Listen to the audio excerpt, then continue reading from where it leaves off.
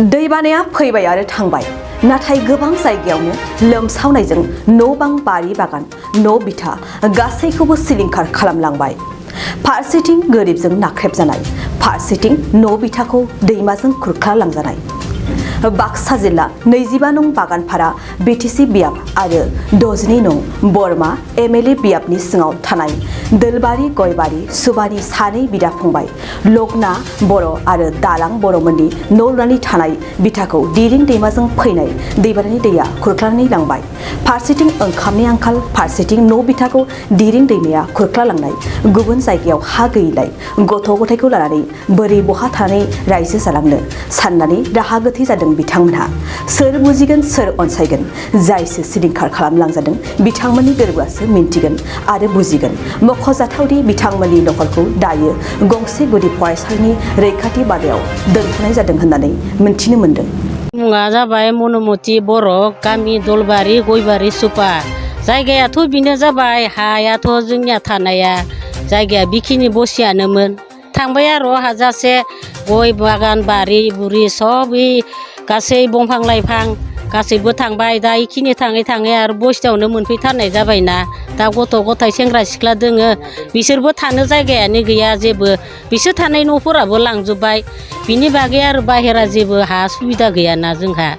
दा आरो बे न' गंसेयाबोथ' थानाय नङा, जेनेबा सरकारनि मोन्दोंमोन गंसे, बेसेबा गोबावदो जेनथेन मोनबाय।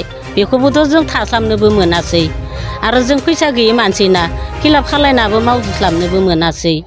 लासैनो खामानिखौ मोजां मावना थागौमोनबाबो दायो बेफोरबायदि गराख'नि फरायनो जालांबाय आरो घटनाया सब गोदो गोदो। थानाय बस्ति बेखौ बेसेबांसो बिगा लांखो? बे आधा बिगानि बारलांनाय जाबाय जोंनि थानाय बस्तिया। बेसेबा गुवार थांबाय आरो थांनायाबो। बेखिनिया थाबायानो दा। न'खराव मा मावनानै जायो? बे हाजिरा खामला जेबो गैया जोंहा। खामानिबो खेथि बाथि गैयाना, बेजों रायजोनि हाखौनो थिका लानानै मावनानै जायोमोन। दा दैज्लाङा जागायदोंसो, खिन्थु नोंसोरनि जि बस्ति बेखौ नायनो थांब्ला माने लाङा अबस्था। जुदि लांजोबाबो बहा थागोन फोरमायगोन नामा? बेखौनोथ' जोंबो सानदों दा। जों रायजोजों जोंहाबो बाहाय रायलायनायनि बाथ्रा दङ आरो रायजोफोरा अननांगोन जेनेबा ओरै रखम सानदों आरो जोङो दा। जोंफोरबो बुंनांगौ। सरकारा अननानै होबोलाथ' जोङो मोजां मोनगोन। बा सरकारफोरजोंबो रायलायनानै होनायबो मानसि थानांगोन। जोंबो मोजां मिथिस्लाबाना दा रखम। फैयाखै दख' माथो फैनाय नुवाखै ओरै रखम सफैथ'वाखै। दा इसोरबा मा सानदों दा। दैमायानो जोंखौ जथेस्थ' बोसोरै खहा खालायबोनो। देग्लायथ' आरो बेखै बांसिन थांनाय बोसोरनि तुलनायाव देग्लाय आरो बांसिन जोंनि जायगाखौ गराबाद खालायथारबाय। थारमाने औवा बां लांदों जे न'खराथ' एकदम महा थागोन महा मागोन जालायलांबाय। न' बां लांजोब्बाय, गथ' गथायखौ हा गादा महा थागोन महा मागोन। न'खरा बिराद आलाय सिलाय। नै जोंहाबो रायजोआव दैमाफोर माने दैमा नङामोन, खिन्थु बुहुत गोजान जायगायाव दङमोन जोंनिया। खिन्थु बेबायदि जागोन होननानै जोंबो मिथियामोन। भबिसत बेबायदि जागोन होननानैबो जों सानना लायाखैमोन। जोंनि पाक्का न'खौबो दा रायजोनि पाक्का न'खौबो लाङा अबस्था। बे 2 हातसोल' दङ थारमाने गोलैनो। दा बेखौ सरकारा मोनसे नायफिननानै जोंनो माबा मोनसे लैखना बेखना होयोब्ला जों बाय मोजां मोनगोन आरो। दा आरो जोंनियाव दा आरो फायदोबाबो जोंनो मोनसे आसा होलांदों, खिन्थु आसलथे प्रतिरद खालामनाय मोनसे खामानिखौ मावफैयाखै। बिनि थाखाय जोंबो मोनसे सानगासिनो दं दा मा खालायगोन। दा सरकारखौ जों अनुरद खालायो। ओरैनो बेसेबांसो न'खरफोरखौ बे दैमाया खुरख्लानानै लांखो? दाथ' गोबां न'खरखौनो सिगांनो सेस खालायबाय। दानो थाङै एखेबारे बिथाङा बाय भितोरसोमोन। बेनि सिगां बुहुद न' बां लांजोब्बायानो। दा बुहुद थांबाय थारमाने एकदम ओइ सोनाबानि दैमाफोरा जामाने जोंनि जायगासोमोन थारमाने। दा आरो इयाव मथा मथि थांगोन आरो थांनाया सिगां इसाबो थांबाय। इसाबो 20 घरनि खम जाया आरो इयाव न'खर होखारनाया। दा सोरबा थानाय जायगा गैयामोन, फोथाराव न' लुनो गोनां जादों। जायगा गैयैखौबाबो जायगा दिहुननानै थानो गोनां जादों। ओरैबायदि अबस्था। जि जायगाखौ जोङो मोजां होननानै थादोंमोन, बे जायगाया एखेबारे गय बारि आरो ओमफ्राय औवा बारि दंमोन, नारेंखल बस्ति दंमोन। बेफोर माने सब लाना थांजोब्बाय दं। दा बर्थमान फैयाखै।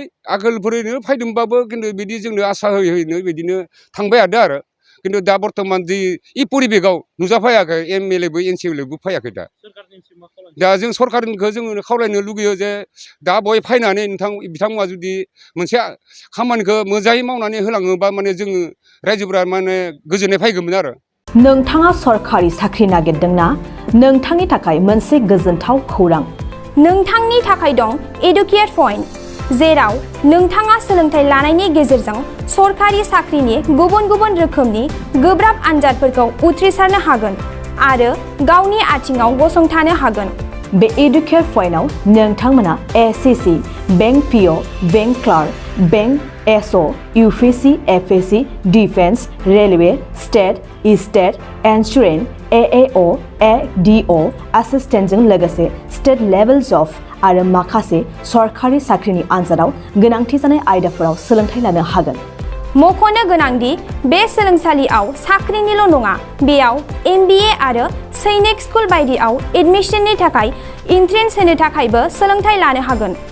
बे सोलोंसालियाव गाहाम थाखो खथानि सुबिदा दं आरो सम मथे नोंथांनि सोलोंथाइखौ बे सोलोंसालियाव होनाय जागोन। बेखौबो मिथिनांगोन दि बे एडुकेयार पइन्टआव सोलोंथाइ लानानै बावैसो 2021-22 इं मायथाइनि एसएससि GDनि आनजादाव गासै 11 सा सोलोंसाफोरा उथ्रिसारनो हादों। बारा नङा, गासै 15,000 रांजोंनो नोंथाङा बे सोलोंसालियाव 6 दानसिम सोलोंथाइखौ लानो हागोन। बे सोलोंसालिया क'क्राझार, बरपेटा र'ड, गवालपारा आरो बङाइगावआवबो दं। क'क्राझाराव सोलोंथाइ लानो गोसो गुदुं जानाय सुबुंफोरा 70020261133 9101536360 70020261133 9101536360